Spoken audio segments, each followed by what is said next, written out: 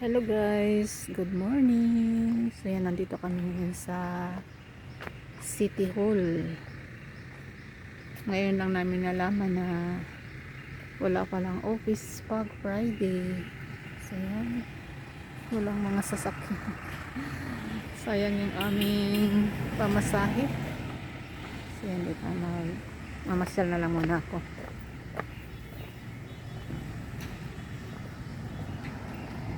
Mamasyal na lang tayo dito guys sa City Hall.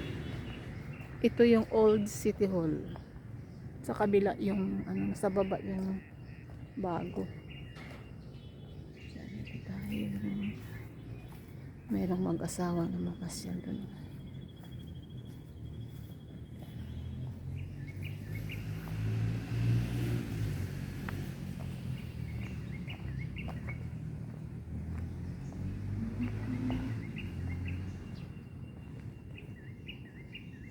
Ito yung sikat ng araw na 6:25 pa lang, pero ang taas na ng araw.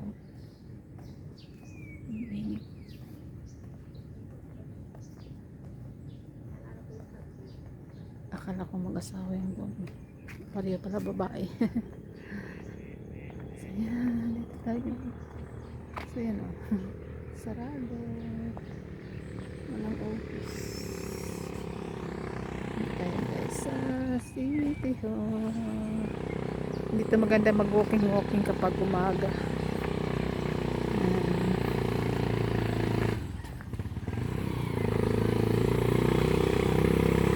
Punta lang ako dun sa baba.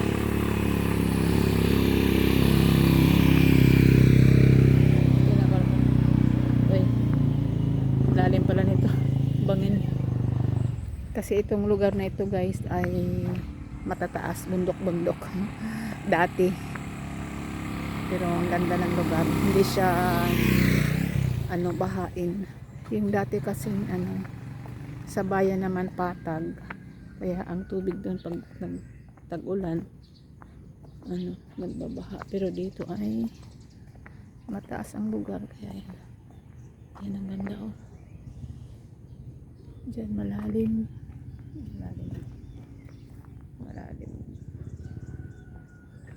Yan ang mga punong kahoy. Ang ganda, tahimik. So yan, merong pasyalan dito sa baba sa harap ng Old City Hall. Tayo guys sa baba. Ang ng araw, ang taas. Nakikita pala 6 pa lang, 6:30. Ito yung maganda magpa-init-init, vitamin D. Jogging. Punta tayo dyan mamaya. Dito na lang ako. Hindi na ako pababa doon. Ayan, dito na lang. Maraming puno dito. Mga palang cherry. Ayan.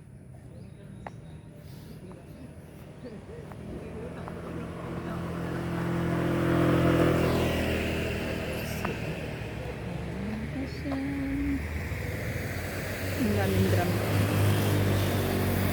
So yan na guys, doon sa baba. Hindi na ako baba doon, malayo na. So yan, napapagod ako. Doon naman sa kabila ang sports complex, yung may blue doon. Yan, doon sa kabila. Ito dito.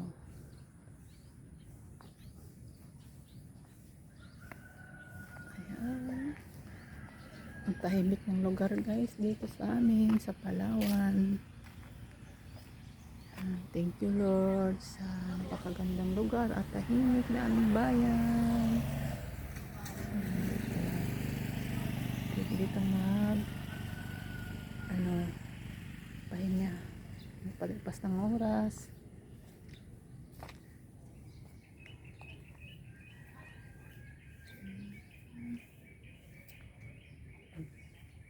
Doon sa kabila yung kalsada may harang na mga drum.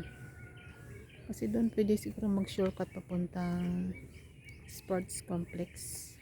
So sa sunod doon naman ako mamamasyal. Ayan, guys. Ganda talaga kapag ang isang lugar ay maraming punong kahoy. Ayan, ayan guys, ang ganda. Ayan. Iba kasi yung lilim ng punong kahoy, talagang nakakawala ng ano.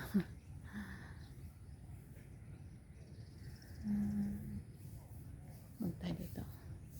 At yan guys, may mga bulok pa ng mga kahoy, hindi nila tinapon. So yan, ginawa lang nilang pang dekorasyon dito. Yan. Buti na lang at hindi rin siya inanay. Maano dito sa lugar nito guys, sa Palawan, maanay yung lupa.